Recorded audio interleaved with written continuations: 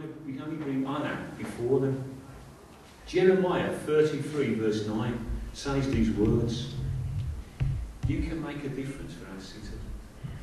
We here, there's about 41 of us, can make a difference to our city. You know that? Every one of us. Just think, this city, Liverpool, then this city will bring me renown, joy, praise and honour before all nations on earth that hear of all the good things I do for it. And they will be in awe and will tremble at the abundant prosperity and peace I provide for it. I think that word is from God for Jeremiah's time, but it's for our day as well. Then Liverpool, God is saying this morning, then Liverpool will bring me renown. We will bring renown to Jesus. We will lift his name high. And our city will be full of joy for Jesus. It will be full of praise, who? For Jesus. It will be full of honour, who for? For Jesus. Before all nations on earth that hear of all the good things I do for it. I don't know about you, I'm fed up of hearing bad things about our city. I know I'm a Brumley, but I'm adopted scout now. I've been here for 20 years. You still couldn't tell me the accent. But I love this city, and I want to hear good things about this city. And good things come from people. And we are the children of the living God. So if we're the children of the living God, full of wisdom, only good things can be heard about our city. Is that true? And they will be in awe. Other cities in our nation, other countries in the world will be in awe of what God is doing in our city. And will tremble at the abundant prosperity and peace I provide for it. I don't know about you, you put on the news, you pick up the newspapers, and all you really hear is about the credit crunch. The credit crunch. I said at work last week, you're okay if you haven't got thousands in the bank, you're okay, and if you don't support Newcastle United, you're okay, aren't you? So if you haven't got thousands in the bank and you're not a Newcastle supporter, we're okay. Isn't that true? And there's no Newcastle supporters here, is there? Has anybody got thousands in the bank? So we're okay then, aren't we? So we've got nothing to worry. The banks will only give you £34,000 back of your money if you've got more than that in there. So none of us got anything to worry about, have we? No? And we don't support Newcastle, so we're okay. So we're okay, you know. So what is there to worry about? Nothing, is there? So God's going to do great things in our city. Absolutely. The church, which is presently despised in our nation, will again then be reverenced and admired. That's what it's about. That's what that scripture is saying about today's church. It will again be reverenced and admired. Everybody will want to come. When you hear stories like Peter and Leslie's, I don't know about you, people will want to come. It's real. Church is real. It's not boring. It's real. I don't know about you, but when I hear stories like that, it just, this is fantastic. This is great. Wow. And then the church will again bring a praise to our nation. Wow. That's what brought the great into Great Britain. You noticed these politically correct people, they're ashamed of Great Britain. It's Team GB now. Have you noticed? They can't say it's Team Great Britain anymore. It's Team GB. It's because they're ashamed of Great Britain. And you think to yourself, why don't they grow up? I know it sounds good, Team GB, but I mean, it's only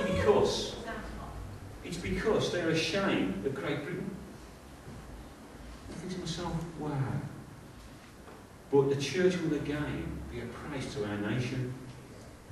The nature of wisdom can be seen in 3 words: integrity, creativity, and excellence.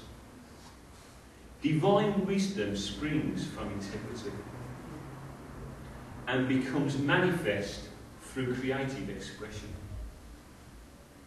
Leslie's creative expression is what he was sharing, what he's doing today.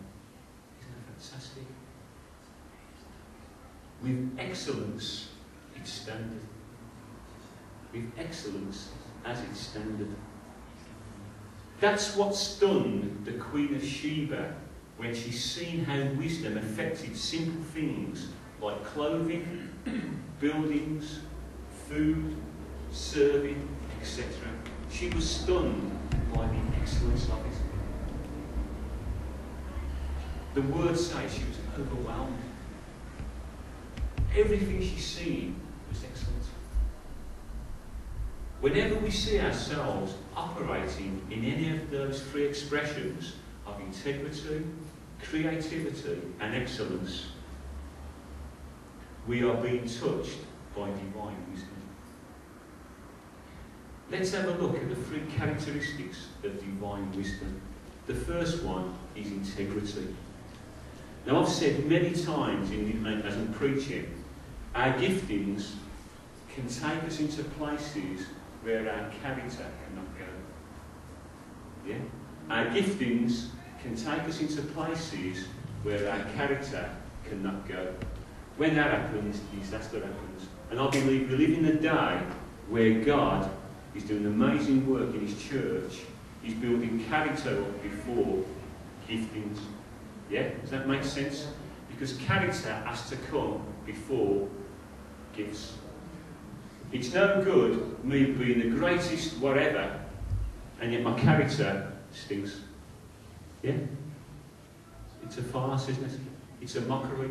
It makes a mockery of me, it makes a mockery of my family, it makes a mockery of God. Character, integrity is the key. Integrity means adherence to moral and ethical principles. To moral and ethical principles. I'm just amazed in the world is that how many people will do anything to get money. I'm just shocked at it. I know community organisations who will do anything, will put lies on pieces of paper just to get money. The day's coming when God says, God's going to say, that's enough. I'm not saying about Christian organisations, I'm saying about organisations, but there'll be a day who serve our borough, who put lies on pieces of paper to get money. Integrity means soundness of moral character. Soundness of moral character. Honestly, I don't know about you, but isn't it right to believe anybody what they're saying? Eh? Isn't it? And they're so convincing when they say things. What do we need to discern that? Wisdom.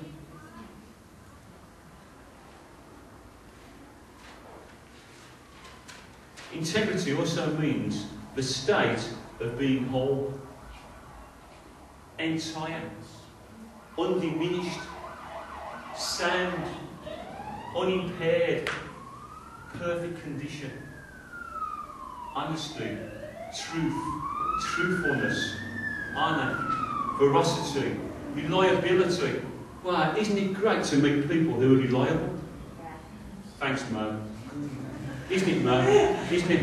Yeah. Isn't it hard to meet people who are reliable, who say they're going to do something and they're there? That is the most frustrating thing out, I think, now. People say, I'm going to be there still, I'm going to be still and that. They don't turn up.